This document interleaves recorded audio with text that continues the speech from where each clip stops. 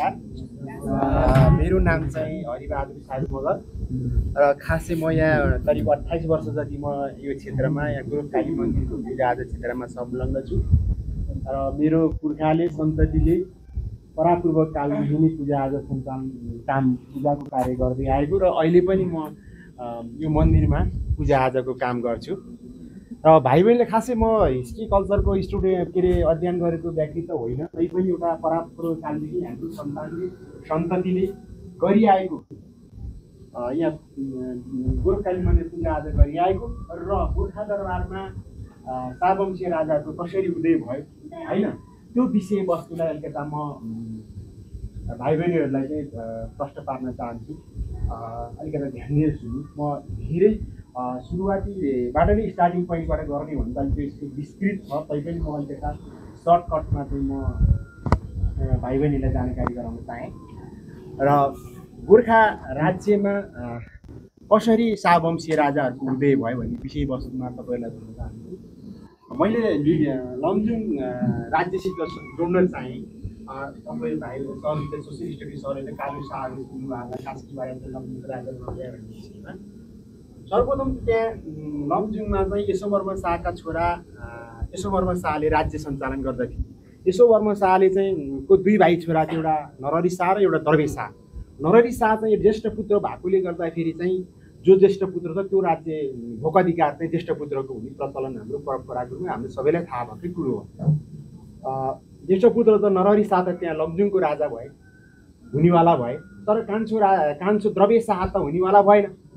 द्रवेश शाहलाई अलिक उर्वरशील भूमि लमजुङको राइनास कोट राइनास टार भन्ने कुरा त भाइ बहिनीले सुनिहाल्ला, सरले सुन्नु होला। त्यो क्षेत्रको प्रशासनिक क्षेत्र हेर्नको लागि चाहिँ लमजुङ राज्यबाट चाहिँ द्रवेश शाहलाई चाहिँ त्यो ठाउँमा चाहिँ खटाइएको चाहिँ बुझ्न सकिन्छ।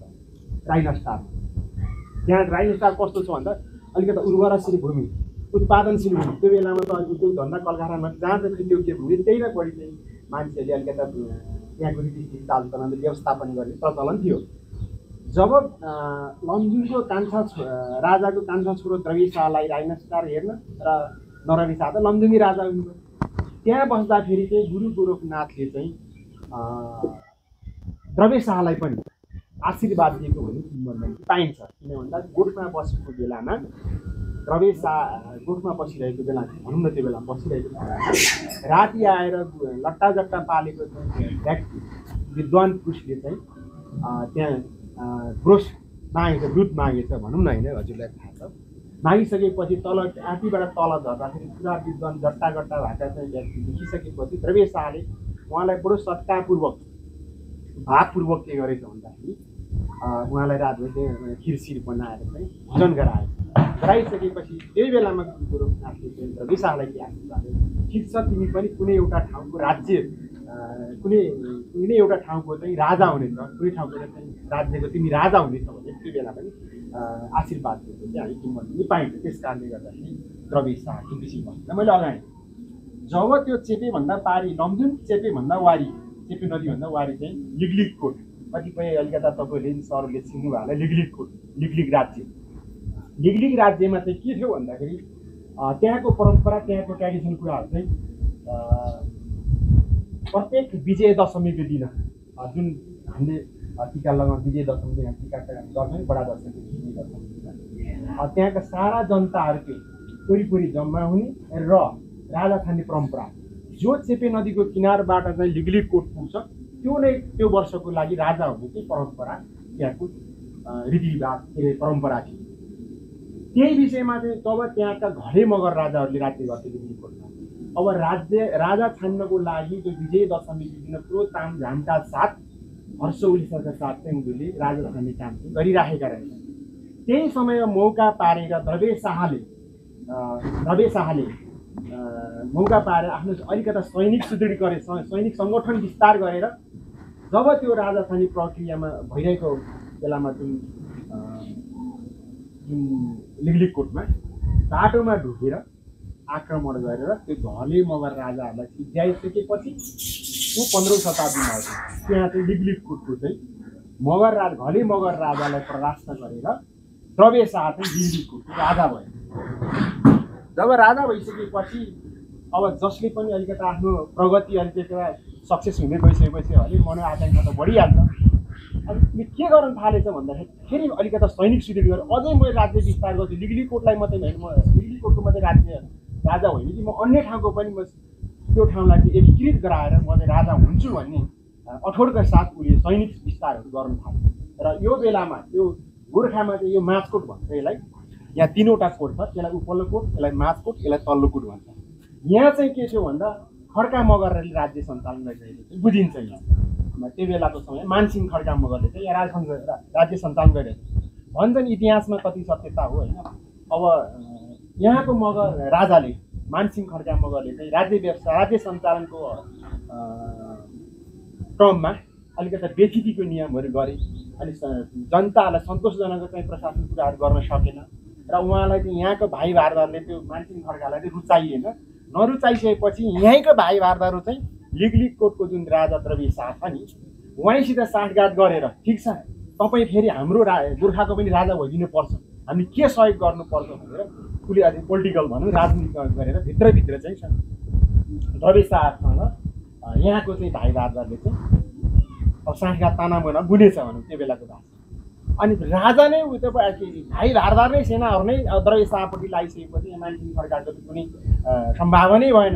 अब जसरी उसले त हार्छ, उसले राज्य जसरी पनि त्याग्नुपर्ने अवस्था आयो। त्यही बेलामा चाहिँ उसले फेरि सैनिक सुदृढ गरिसकेपछि यहाँ मानसिंह खड्का मगरलाई 1616को भाद्र 25 गते कृष्ण औँसीको दिन आक्रमण गरेको मानसिंह खड्कालाई आक्रमण गरे, यहाँ सिद्ध्याए भन्छन्। यहाँ चाहिँ 13 दिनसम्म चाहिँ यो दारेगौँडा भन्ने ठाउँमा चाहिँ द्रविड शाहको र मानसिंह खड्का मगरको चाहिँ सेनाहरूको युद्ध भयो। त्यसमा मानसिंह खड्काले चाहिँ जुन अघि भनेको मिटिङमा चाहिँ हार विरोध परेर अनि बल्ल यसमा चाहिँ के गर्यो, गोर्खामा चाहिँ शाहवंशीय राजाको उदय भयो।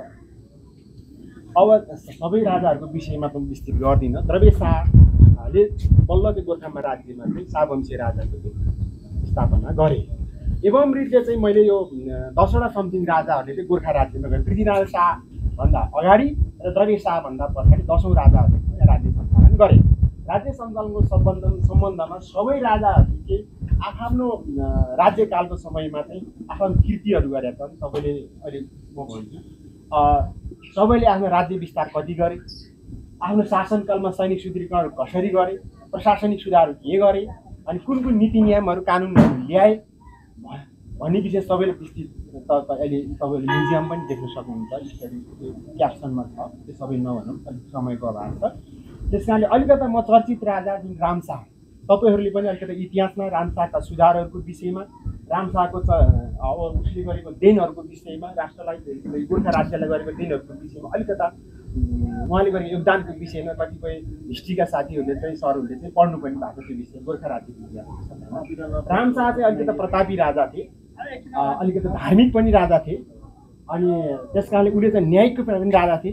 जस्तै तपाईँले यो हरेक किसिमको सिस्टमहरू नापतोल विभाग भन्छ नि, अहिले त्यो विषयवस्तुमा मानापाटी भाग तराजुको विषय पनि थिति बसाले र जनता गोर्खा राज्यमा भएका जनताहरूको समस्यालाई समाधान गर्नको लागि एउटा अहिलेको चाहिँ सर्वोच्च अदालत, पुनरावेदन अदालत, जिल्ला अदालत भने जस्तै त्यो बेला यहाँ चाहिँ हाम्रो चाहिँ रामशाहको चौतारा हुन्थ्यो। त्यो बेला हाम्रो धार्मिक चौतारा, धर्मसभा गर्ने चौतारा, त्यो ठाउँमा बसेर रामशाहले जनतालाई परेको समस्याहरू समाधान र न्याय निसाब गर्ने ठाउँ चाहिँ त्यो ठाउँमा बसेर भन्छन्। तपाईँले सुन्नुभयो होला, न्याय नपाए गोर्खा जानु नसक्ने पनि हरेक बुझ्नु भएको छ, त्यो कुरा सरले बुझ्नु भएको छ। त्यो अहिले पनि त्यो ठाउँ छ, यहाँबाट 15 मिनट जति लाग्छ तपाईँले त्यो चौतारामा पुग्नको लागि। त्यहाँ चाहिँ अहिले पनि रामशाहको चौतारा अथवा न्याय चौतारा अथवा धार्मिक चौतारा भनेर भन्नेको चलन छ। अब उहाँले नै त्यो मानापाटीको विषयमा चाहिँ उहाँले रामशाहले पनि गरे होइन, थिति बसाले।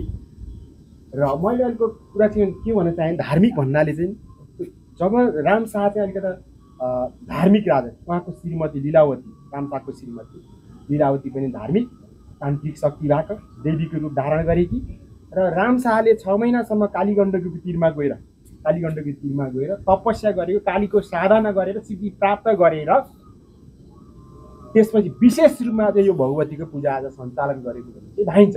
खास चाहिँ इतिहासले अझै अगर कोट्याएर हेर्यो भने जब शाहवंशी राजाहरू पश्चिमबाट चाहिँ राज्य एकीकरणको सन्दर्भमा स्याङ्जा, भिरकोट, कास्कीकोट होइन सुन्नु भएको छ लमजुङ, मैले सबै हेर्ने भयो भने त अलिक टाइम लाग्छ। त्यहाँबाट राज्य एकीकरण सन्दर्भमा अगाडि बढ्दै आएको हो नि त शाहवंशीहरू त। त्यो बेलामा नै यो गोरखकाली भगवती दुनियाँ ल्याएर गोरखकाली भगवती भने खास चाहिँ भिरकोटबाट ल्याएको चाहिँ देवी स्याङ्जा भिरकोटबाट।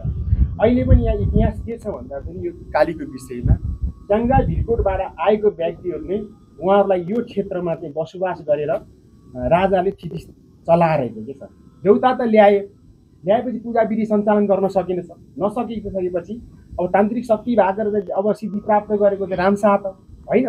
अनि उहाँले चाहिँ के गर्छ सपनामा दिएछ, ठिक छ तिमीले मलाई त ल्यायौ स्याङ्जादेखि, तर यहाँको पूजा संस्कार र विधि विधान चाहिँ सञ्चालन गर्न सकेनौ।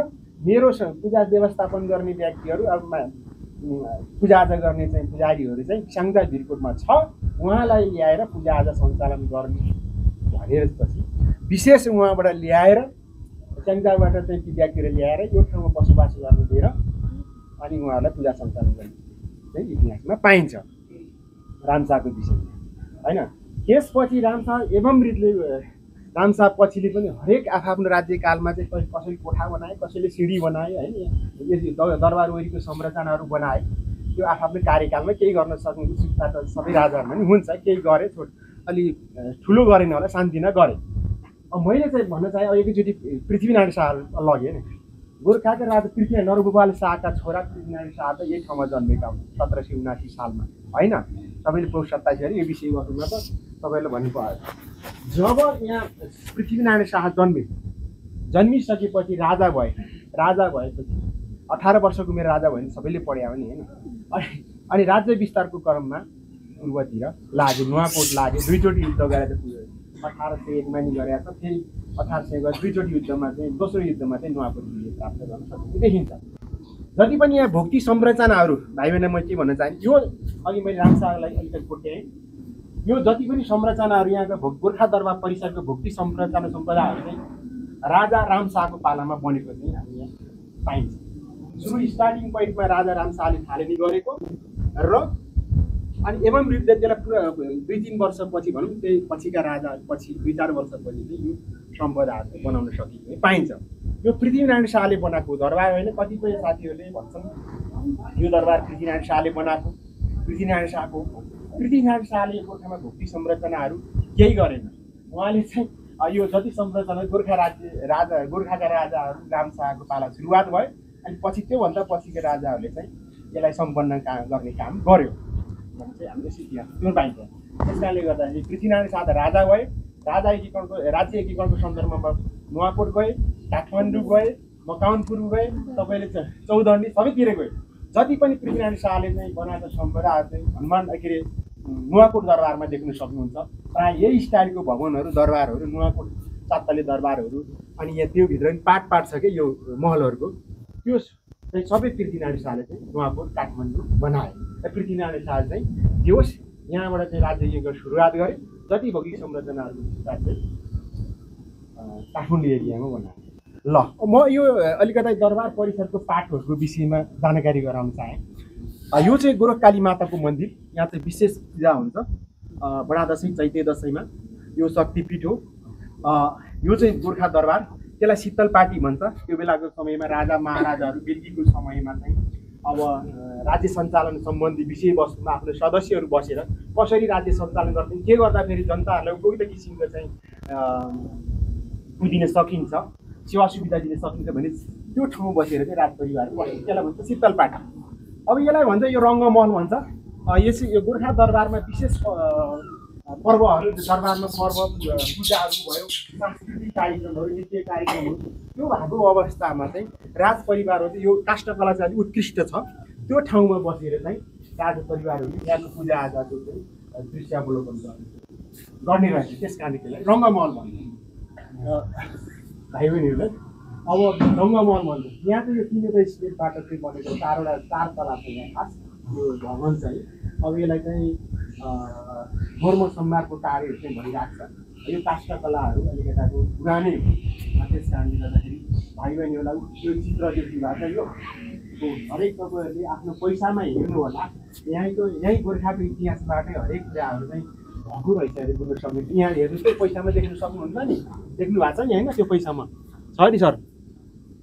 र अलिक अरू कुरा मैले यो भाइ बहिनीलाई त्यो नगरा देखाउन चाहेँ। उयो देख्नु भएको छ तपाईँले उयो ल यता आउँदा नगरा बाजा नगरा भन्छ बाजा त्यो ठुलो ठुलो छ नि दमाज त्यो चाहिँ खास बाजा अथवा नगरा। त्यो चाहिँ तामा कप्परबाट अब निर्माण भएको हो। अहिले चाहिँ मोरिया नै छालाबाट मोरेर बजाउनु पर्थ्यो, अहिले चाहिँ मोरिया होइन। त्यसलाई चाहिँ त्यो बेलाको समयमा चाहिँ एउटा सञ्चारको माध्यम काम पनि गर्ने त्यो नगराले। र अर्को कुरा यहाँ गोरखकाली भगवतीमा चाहिँ पूजा आजा सञ्चालन भएको समयमा बजाउने। किन भन्दाखेरि अब त्यो बेलामा सञ्चारको माध्यम थिएन, फोन थिएन, मोबाइल थिएन, केही थिएन होइन, केही थिएन। नभइसकेपछि त्यति बेला के गर्थ्यो भने दरबारमा सभा सम्मेलन बैठक बसाउनु पर्यो भने त्यो ठुलो नगरा बजाइसकेपछि सारा वरिपरिका भाइ भारदारहरू जम्मा भइसकेपछि अब यहाँ चाहिँ दरबारमा मिटिङ कचहरी बस्ने प्रचलन चाहिँ हुँदो रहेछ। त्यसले गर्दाखेरि एउटा सञ्चारको माध्यम पनि भयो, एउटा पूजाआजाको समय बजाउने कुरो पनि। र यतापट्टि देख्नुहुन्छ सुतेको चाहिँ तोप हो। गोर्खा दरबारको अभिलेखमा चाहिँ सबभन्दा पुरानो अभिलेख सहितको चाहिँ नगरा र चाहिँ तोप त्यहाँभन्दा अगाडिको चाहिँ अभिलेख चाहिँ गोर्खा दरबारमा देखिएन। त्यो नै त्यहाँ चाहिँ तपाईँले देख्नुहुन्छ साके 1636 समथिङ मा बनेको चाहिँ देखिन्छ। त्यहाँ चाहिँ सबभन्दा पुरानो अभिलेख सहितको नगरा